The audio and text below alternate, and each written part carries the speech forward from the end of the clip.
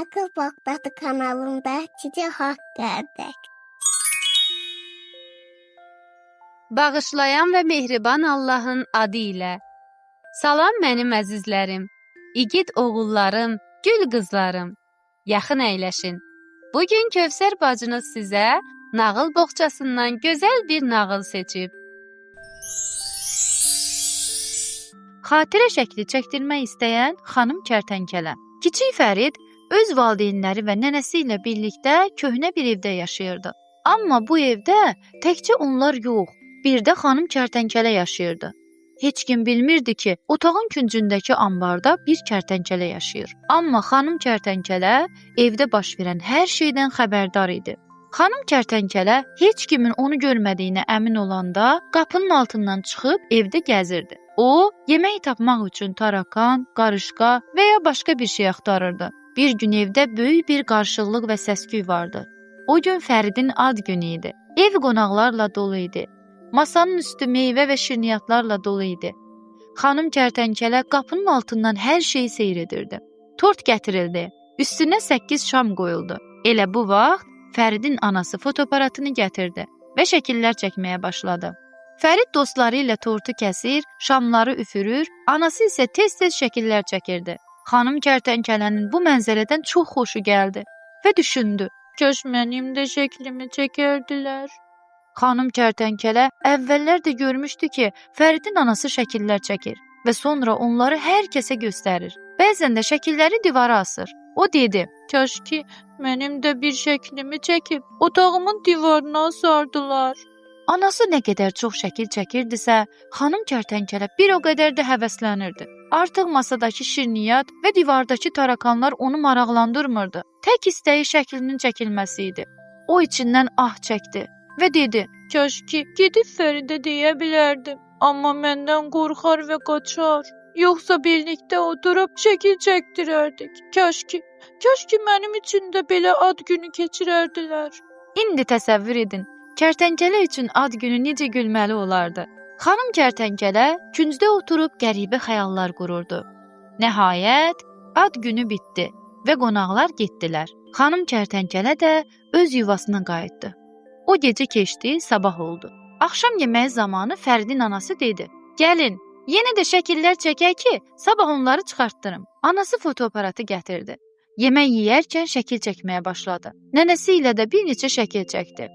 Bu vaxt Fərid dedi, anacan, mən gedib ambar qapısının yanında dayanım, orada da şəklimi çək. Anası güldü və dedi, ambarın qapısı nə yaman çirkin yerdir, amma yaxşı, get dayan.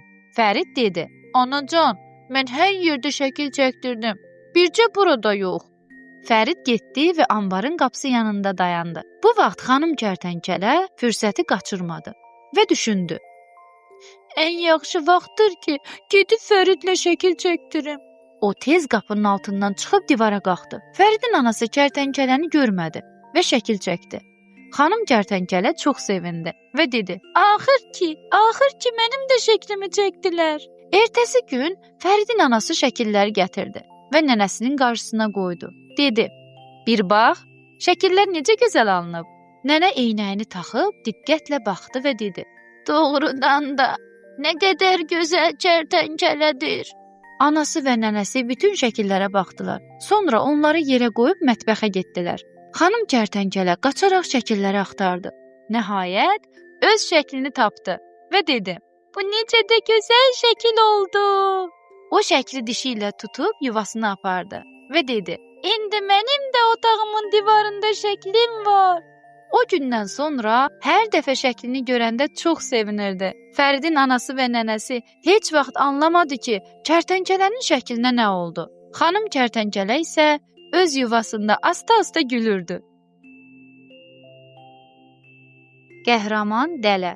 Bir zamanlar bol suyu olan çayın kənarında yerləşən yaşıl və gözəl bir meşə vardı. Bu meşə hündür və yarpaqlı ağaclarla dolu idi və bir çox heyvan üçün yaşayış yeri olmuşdu. Cənab qarğa və xanım qarğa bu meşənin ağaclarından birində yuva qurmuş və balaları ilə orada yaşayırdılar. Dələlər isə ağacların aşağı hissəsində gövdələri oyaraq özlərinə yuvalar düzəltmişdilər. Bu meşədəki dələ balalarından birinin adı Sacı idi. O həmişə kədərli və narahat idi və öz-özünə deyirdi: "Mən heç nə bacarmıram və bu meşəyə faydalı ola bilmirəm." Dostları və ailəsi ona həmişə deyirdi: "Özünü kiçik sayma və çalış. Mütləq bir işdə faydalı olacaqsan." Amma yenə də Sacı kədərli və narahat idi. Günlər keçdi.